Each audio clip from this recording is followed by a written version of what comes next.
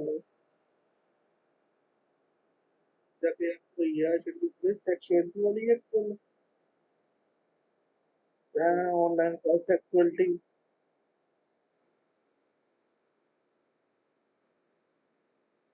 कोई चलो ये मैं तो फोन वीडियो कॉल कर सकती हूँ।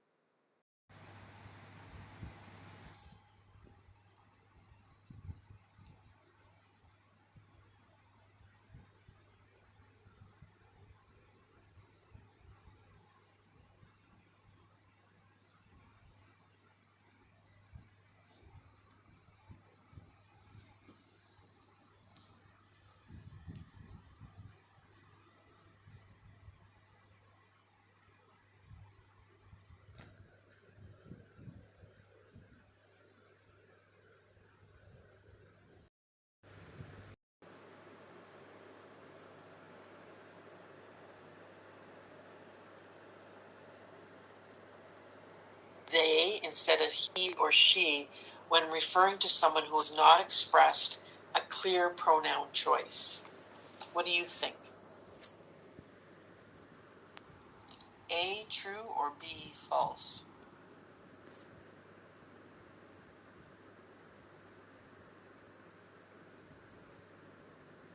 Anybody want to try that one on for size before we move on?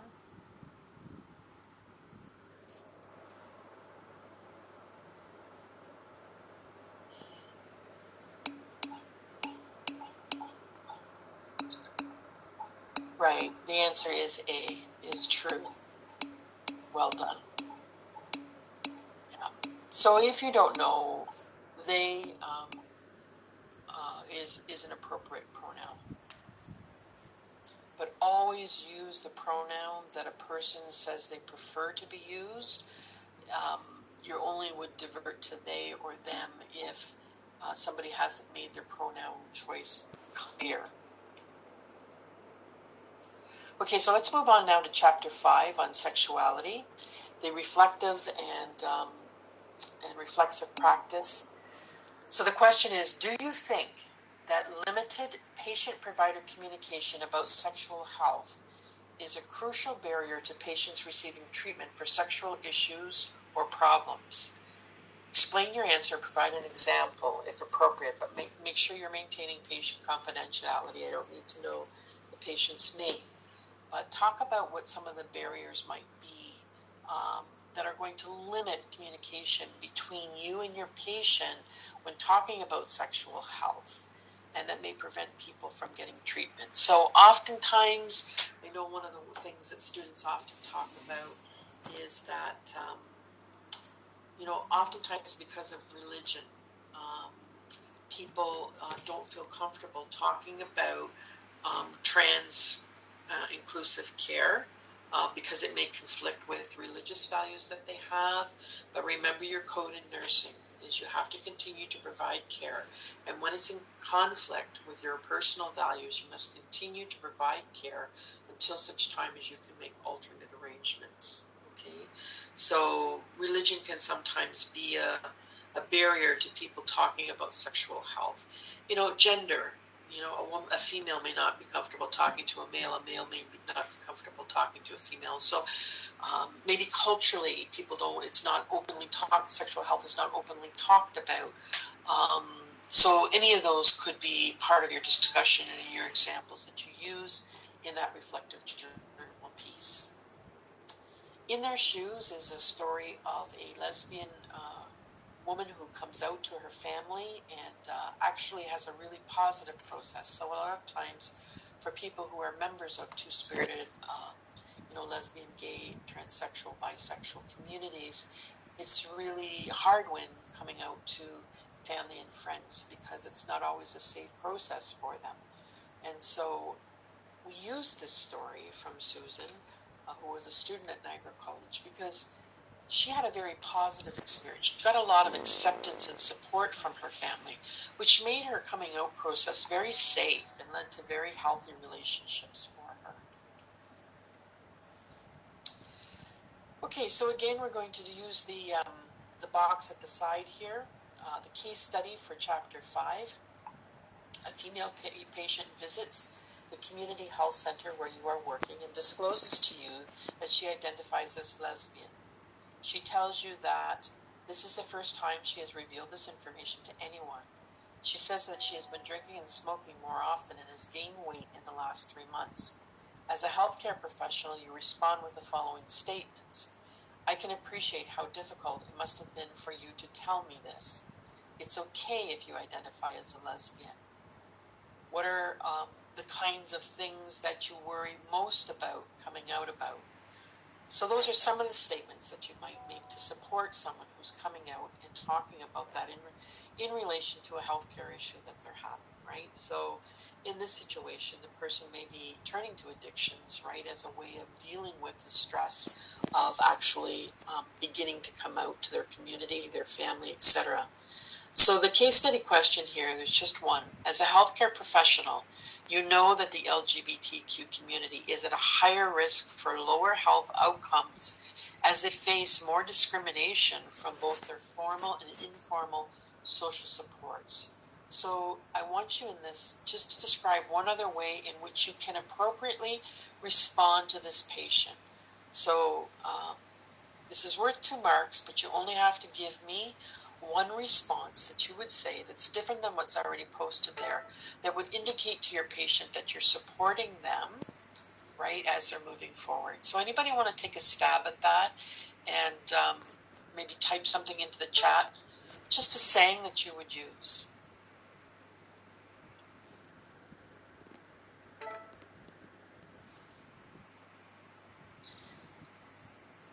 And maybe people don't feel comfortable doing that. So, but one of the things that you might want to focus on is you might want to talk about how the drinking and smoking and the weight gain are all addictions, can all be addictions. Alcohol, tobacco consumption, eating addictions can all be part of coping mechanisms that people use to deal with stress. And so you might want to talk to them about other ways in which they can deal with the stress of coming out. Do they feel safe in their community? Things that they could do to create safe space for themselves. Could they find support groups maybe that could help them as they're coming out to family and friends? So there's a lot of different ways in which you might approach that and answers that you might give. For your reading in Chapter 5, what I've given you is the Registered Nurses Association of Ontario, which as you know is called RNAO, and they have a position paper on respecting sexual orientation and gender identity. It's old, it hasn't been updated in a long period of time, but it's still relevant, still going on today. So you're going to read what their position statement is, and then you're going to answer those 2 questions. And the answers come right out of the reading itself.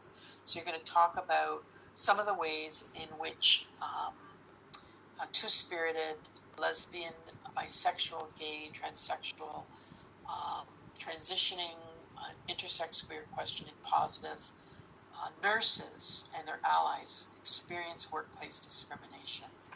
So it talks about in the article some of the ways in which nurses from diverse communities are experiencing discrimination in their workplace. So describe some of those. And then in the second part of the question, so both worth 2 marks each. So together this is worth 4 marks.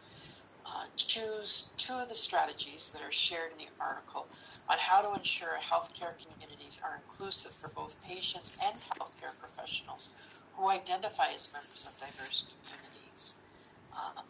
And why you think that's important. Okay, so make sure that you're answering both of those questions. Some of you have just answered question 1 and not got to 2, but I recognize that may be just because you're waiting for a bit of a discussion today. Inclusive language for chapter 5. I've given you the answers there. After the break, we're going to do, you answer the questions in the chat, but I'm trying to just get you started in the first term with some of the more difficult concepts around inclusive language. So the first sentence, the gays have done a great job of organizing the parade this year. Don't use the word gay as a noun. So don't ever use the word the gay or the gays. In sentence number 2, we should invite all the husbands and wives to this year's staff party. Use the term partner instead. Not everybody has heterosexual marriages or relationships.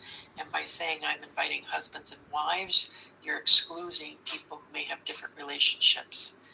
The wishes of the mother and father should consider the possibility of children being raised by a single mother or a single father, or by same-sex parents, or by adults who are not parents of the child. So make sure in your language that you're inclusive, and that remember that mother and father are terms that not everyone might identify and may exclude some people. Did you know that Joe is queer? This is a term, queer, and it's acceptable for people who identify within the queer community to use the term themselves to refer to queer communities.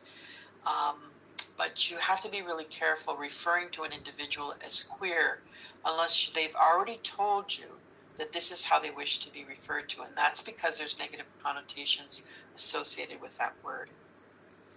The total number of hermaphrodites is 1 in 100 births in North America. 2 terms that we don't use anymore that are outdated and you won't hear hopefully used in hospitals or medical settings anymore. We don't use the term homosexual, we don't use the term transvestite, and we don't use the term hermaphrodite. Okay, so 3 terms that we don't use anymore. Lucinda's sexual preference is lesbian. Avoid the term sexual preference, since preference suggests there's a choice. And many people who belong to diverse communities don't see their sexuality as something that they choose. It's simply who they are. So don't say, what is your sexual preference? Okay. All right, so remember, coming up next for this Friday, you must submit Certificate 1 before Friday, October 14th at 11:59 p.m. And you also must submit Test 2 before the following Friday, October 21st. And I'll post reminders for you on Blackboard as well. So the test opens on Monday, October 17th at 9 a.m. in the morning. You have the entire week to work on it. And but just remember, don't forget to submit it. Okay? There are no extensions on tests. If you have documentation about why you couldn't get the test submitted before Friday, we can use that to give you an exemption perhaps, but it's really important that you're doing your very best to submit test 2 before next Friday, October 21st. Also remember that I've given you an extension now on the Top Hat reading questions and the Top Hat homework activities for chapters 3, 4, and 5. You have an extra week. Now, there is a rule at Niagara College that we are not allowed to assign new homework over reading week. So last year when I did this, someone complained to me and said, I thought you weren't supposed to assign homework over reading week. This isn't really assigned over reading week because actually the material was due the Friday before reading week, but because many of you have requested, because of the volume of midterms that you have, that you could have more time, you can use your reading week if you wish to complete that. So it's not a new assignment of work, it's simply an extension for those who need it. I know some of you have already completed all of your Top Hat homework and all of your Top Hat homework activities. You have a final grade in Top Hat. Some of you have worked ahead. So that's fine. But if some of you need that extra week to complete your Top Hat, you have that as an extension. So remember, there's no online class for the next 2 weeks. Next week is your test, and the following week is your midterm break, and your Top Hat is due October 28th. Our next time that we meet is Wednesday, November 2nd. So that's all for today. Make sure that you're viewing your lecture online on gender and sexuality, particularly if there's a lot of concepts perhaps you're not comfortable with or you haven't heard before. Make sure that you're taking the time to watch that so you can adequately answer your questions. So now we're going to go on. Sorry, it's not test 1. I should have put test 2 there. It's a test 2 review. So if you want to go to either your phone or to your computer, and if you want to type into your browser Kahoot it and pull up your game. We're going to switch over now to the Kahoot game. I can't record that because it's in a different platform that doesn't allow me to record it. So if you want to pull out your cell phone and you want to take pictures of the answers as we go through, feel free to do that.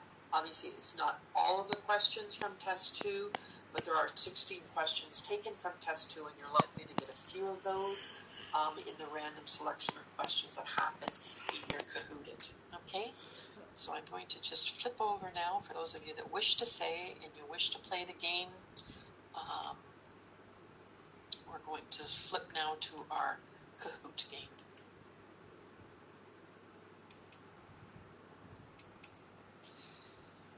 And you can begin. That's the game pin that you're going to use. So join us at www.kahoot.it. Or if you downloaded the Kahoot app from the Play Store on your phone, you can use that. Otherwise, just use your browser to log in. Make sure you're using your real first name, because today's winner also wins a $25 gift certificate from Amazon for first place. So I'll give you a few minutes there to get logged in. Remember, you're using the game pin 3330091. Also, please remember that I can't at this time view the chat anymore.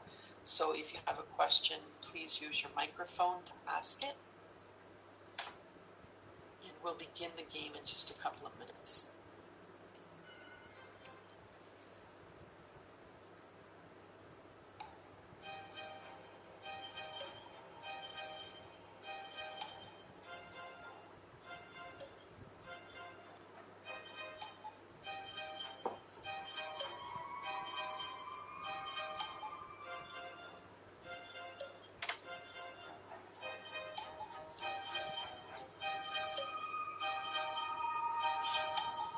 There's 87 people in class today from our class attendance, so I'm going to give you just a few more minutes to register and get on, so that those of you who want to play have a chance to play.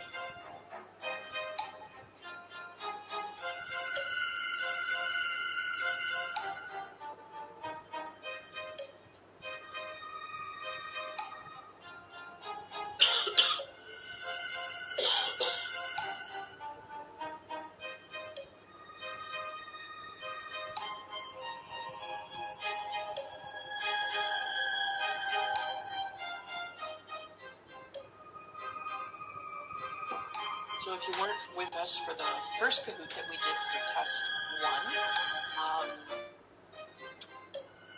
what you do is you're going to get a series of multiple choice and true and false questions, and you select the symbol that's next to the answer that you wish to indicate as your correct response.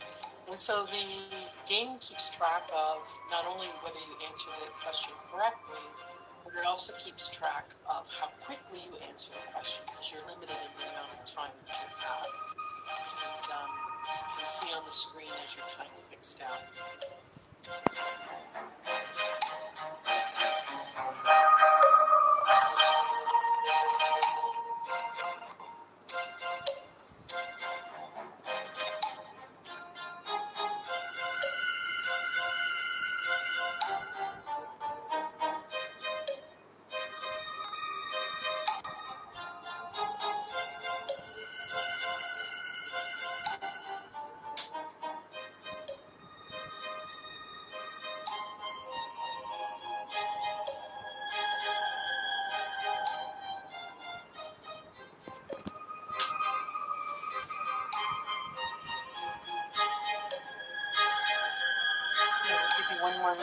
log on.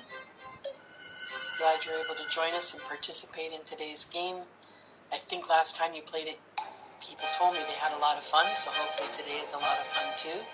Don't sweat it too much if you don't get all the answers right, but certainly you might want to take a screenshot of the answers as we go through it, because this isn't.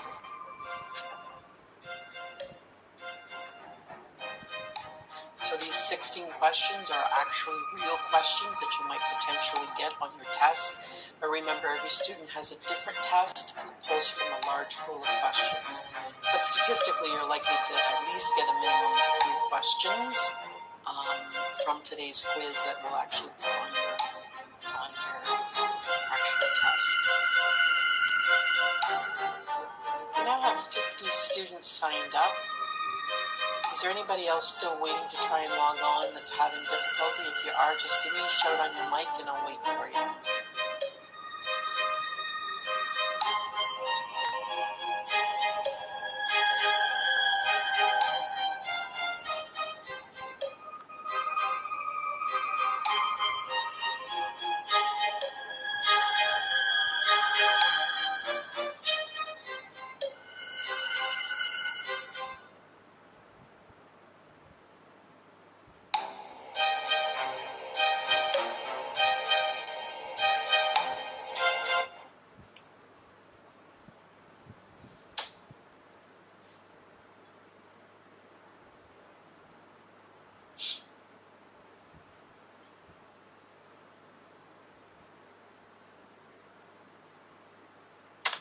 Okay, let's get started then, folks.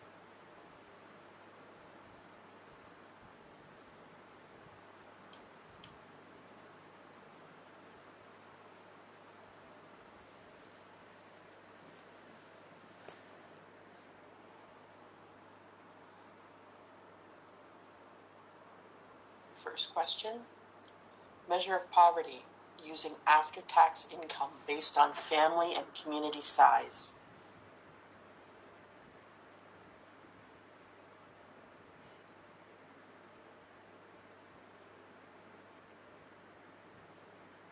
Three seconds. 1 second.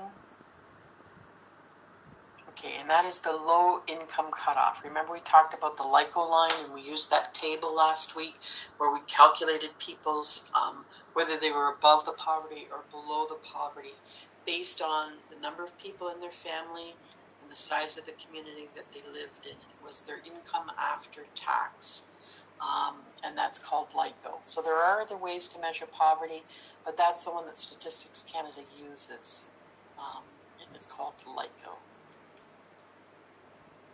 Okay, so B, you're in front there, but the scores are very, very close. Next question.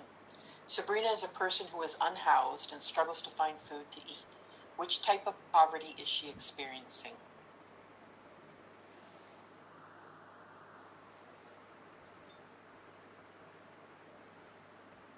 Ten seconds. 5. If you don't know, just guess. Good. The answer is absolute.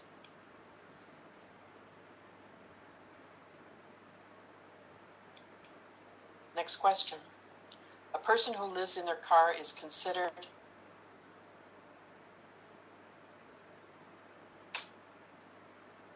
looking at what type of homelessness.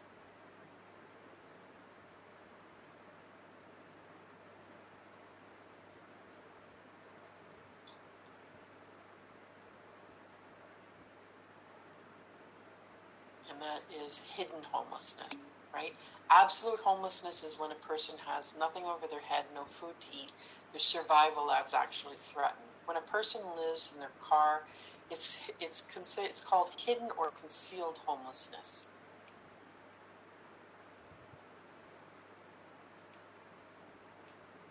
Still anybody's game, don't give up. Grade 4 and 5 students were asked what poverty meant. Not going to McDonald's is an example of which type of poverty?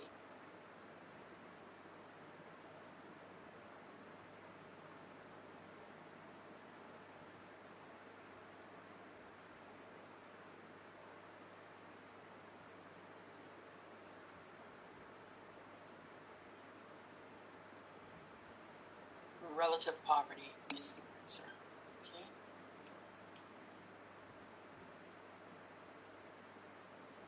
And it says Nympha is the highest climber, so you're moving up the quickest. And Nora Marie is in first place. But the margin between all of you is very, very small, and that changes on one question. Bob was laid off from work, and during the time it took him to find another job, he experienced what type of poverty? Laid off from work.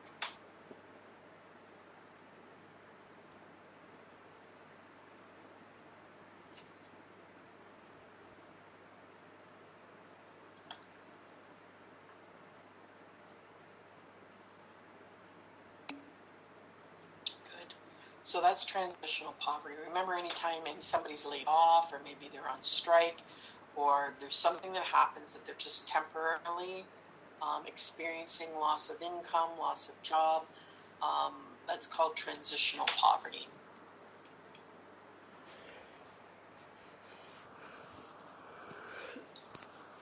Mary Rose now is the highest climber. Which phrase uses principles of inclusive language? Which phrase uses inclusive language?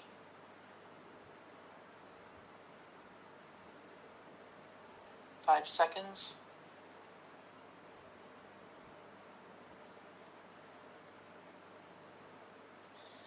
They are a person experiencing poverty. Saying that's so ghetto is a negative slang. Saying somebody is poverty-stricken, right, is identifying somebody by their poverty. Saying he's a bum is using derogatory terms, right?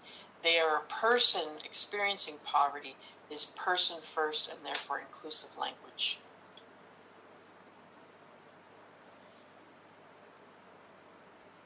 Now, Jerwinder is the highest climber, up 14 places, and Nora Marie is in first place. Question 7. In the video, What's a Life Worth? Dr. Nahid Dasani talks about 60% of illness being caused by which factor? He says 60% of illness is caused by 5 seconds.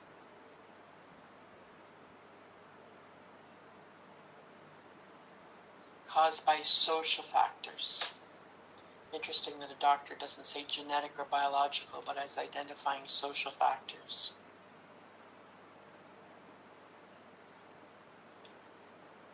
All right, next question. The point in time, or PIT count, is a national strategy that surveys which types of homelessness in a community.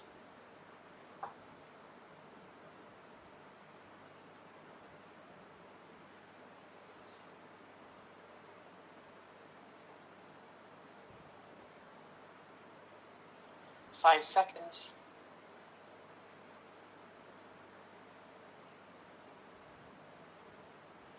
It surveys absolute homelessness, so they go out on the streets and they go to homeless shelters, and hidden homelessness, so they're looking at people living on other friends' couches or living with relatives, those kinds of, or living in their car.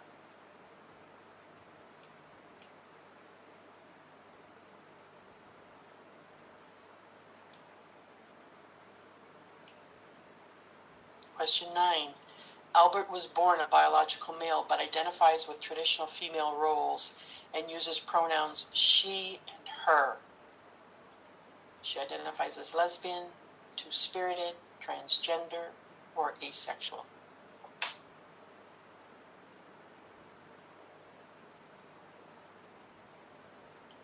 Three seconds.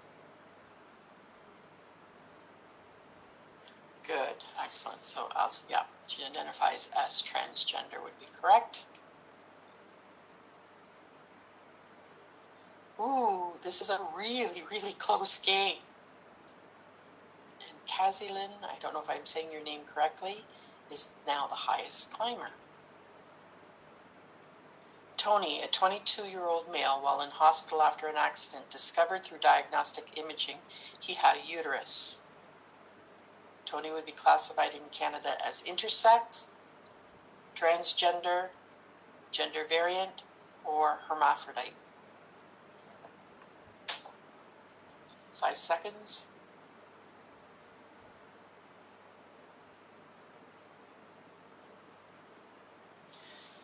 In Canada, we use the term intersexed. I know clinically that a lot of times people are using the term hermaphrodite. It's something that sometimes appears in medical texts. But if you're providing gender-affirming and trans-inclusive care, you are really looking at using inclusive terminology. And we refer to people with genitalia of both traditional male and traditional female as intersex. That's the term we use. Still a very close game. When Paula was a young boy, his father would get angry whenever he showed emotion, telling him, "Boys don't cry." This is an example of gender inequality, gender roles, emphasize femininity or hegemonic masculinity.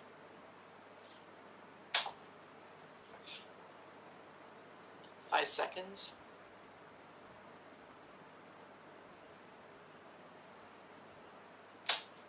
And it is an example of hegemonic masculinity.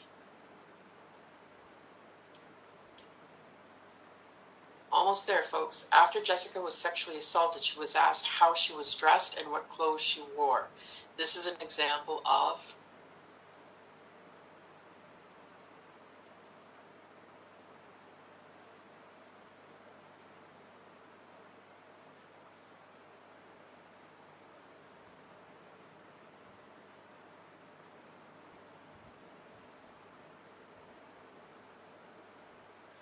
This is an example of something we called victim blaming. So it was a practice that police officers often had historically engaged in Canada. When a woman was sexually assaulted, they would ask her, well, what were you wearing and how were you dressed, as if she was to blame for being sexually assaulted. Diana is now our highest climber, and Nora Marie is in first place, followed closely by 4 others. So tight game, folks. Question 13. According to the WHO, health risks for people with diverse gender identities include, choose the best answer here.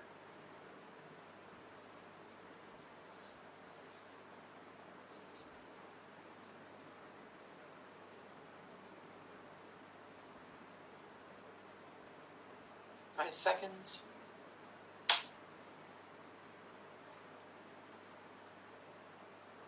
Great, and the best answer is actually all of these. So while all of those are true, the best answer will be, it includes violence, stigma, discrimination. It includes mental health issues, also includes higher risk of HIV.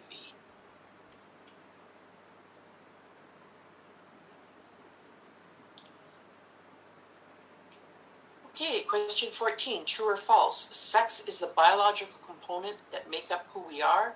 Gender is the social aspects of being male, female, or trans.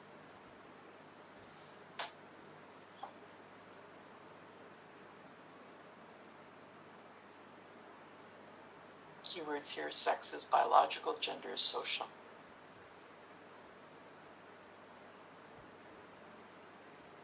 And that's true. Sex, when we talk about sex, we talk about the biology of somebody, their anatomical features. Gender is the social construction of identity and expression.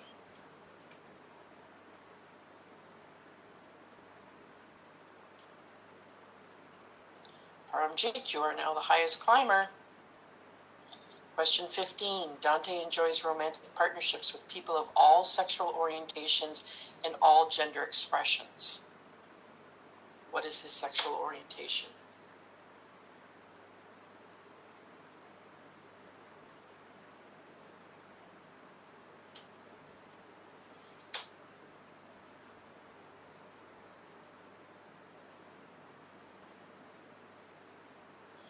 So Dante, his sexual orientation is pansexual. So Dante could enjoy a relationship with a person who's trans, a person who's asexual, a person who's demisexual, a person who's also pansexual. So not just bisexual. Ooh, this is a really, really close game. It'll come down to this question, folks. Alrighty. The last question. Blank refers to individuals who encompass elements of both masculinity and femininity.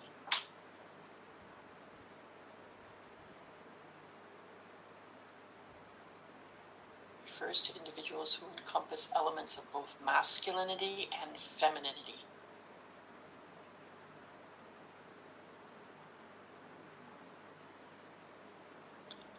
And it is two-spirited. So maybe a concept you haven't heard before. It's an indigenous concept used in North America, and people who identified as two-spirited see themselves as equally masculine and equally feminine. And they were very revered within indigenous culture. They were often leaders in their communities. They were often healers in their communities. So it was a very sacred position held by indigenous people, and it's referred to as two-spirited. Okay, so drum roll, folks, on our podium today.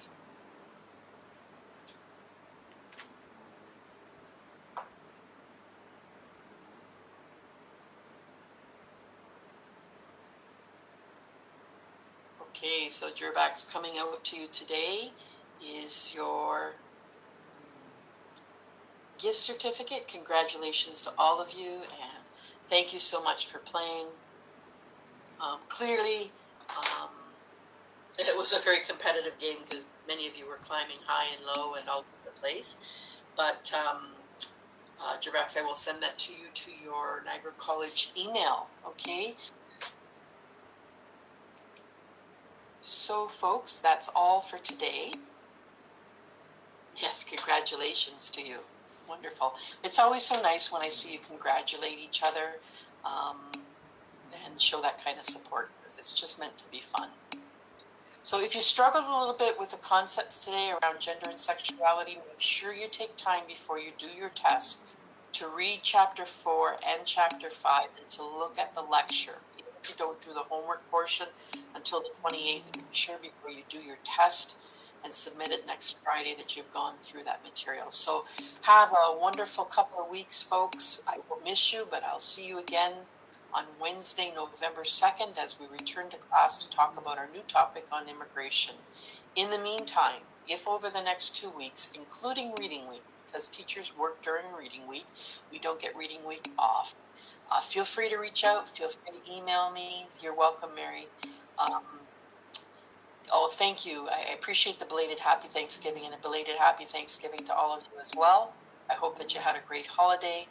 Have a great week, folks. I know these are busy 2 weeks for you heading into the midterm, lots of testing, lots of assignments. So take care of yourselves, stay healthy, and keep in touch if you're encountering any issues at all, okay? It's always a pleasure to be with you and spend time with you on Wednesdays. I always look forward to my time with you. So until we see each other again on November 2nd, have a great week, everybody. Good luck on all your midterms, and reach out if you need help, okay? Bye for now. Yeah, stay safe, everybody. That new strain of COVID's looking pretty nasty.